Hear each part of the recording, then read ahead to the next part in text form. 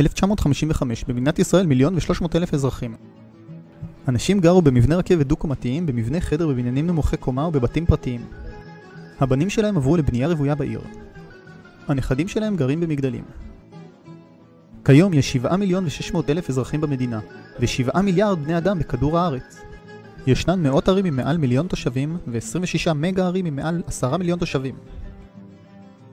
בהונג קונג אנשים גרים בדירות בגודל 60 מטר רבוע בבניינים בני 30 קומות. ביפן ישנו מלון תא שינה בגודל 3 מטר רבוע לתא. מה יהיו אופציות המגורים החדשים בעתיד עבור ילדינו ונכדינו? אחרי שנמצא את האיים המלאכותיים, המדבריות, הים, מגה גורדי שחקים, נחפש הזדמנויות חדשות. הגבול האחרון הוא כמובן החלל. ב10 השנים האחרונות מתגוררים בחלל 6 בני אדם באופן קבוע, חברי צוות תחנת החלל הבינלאומית, המתחלפים במשמרות בנות חצי שנה.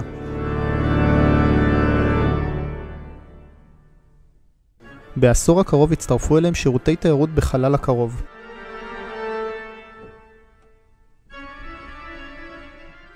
מלונות חלל פרטיים במסלול סביב כדור הארץ, וכמובן חלליות קלות שיוכלו להגיע אליהן ולהביא את התיירים. בעוד 100 שנים, מושבת הירח שכולנו חשבנו שתוקם כבר כעת, קום תקום. אף כי רוב הסיכויים שהיא לא תהיה גדולה ותשרת בעיקר מהנדסים שיטפלו בציוד האוטומטי ברובו, כגון טלסקופים, ציוד לקריאת מחצבים ועוד. בעוד 1,000 שנה מרבית האנושות עדיין תישאר תקועה בכדור הארץ. המושבה על הירח תגדל ותהפוך לרשת מסועפת של ערים תת-קרקעיות שבהן תהיה לדיירים הגנה מפני קרינת השמש. מושבה חדשה וקטנה מוקמת במאדים. שם עוסקים אנשיה במחקר. שתי המושבות ניזונות מצמחים ובעלי חיים הגדלים בחממות מיוחדות. כל טיפת אוויר ומים ממוחזרים. בעוד 10,000 שנה האנושות כבר השתלטה על מערכת השמש וכדור הארץ כבר לא מהווה את רוב האוכלוסייה, דבר שיאפשר את שיקומו. הטרנד החדש הוא מושבה שתטוס דורות שלמים בחלל הפתוח ותחפש כוכב לכת אחר להתיישב בו מחוץ למערכת השמש. מושבה זאת תשתמש באנרגיה שתיוצר מהחלל עצמו באמצעים של הפיזיקה הקוונטית.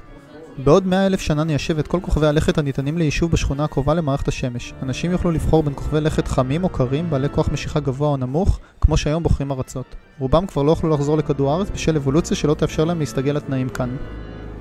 בעוד 1,000,000 שנה אדם כבר לא יהיה מין אחד, ובכוכבי לכת שונים התפתחו מינים שונים של מה שהיה פעם אדם. כל כוכב לכת אפשרי בשביל החלב כבר יהיה מיושב במין כלשהו של אדם. בעוד 1,000,000,000 שנה כבר ניישב את כל השכונה הגלקטית. בשלב זה מתחילים להיפרד ממערכת השמש וכדור הארץ עצמו יתחיל להיות חלום רחוק, עד שיהפוך למיתוס ויעלם לחלוטין מתודעת הציבור כאשר השמש בעוד 5 מיליארד שנה תהפך לענק אדום ותבלע את כוכבי הלכת הקרובים אליה.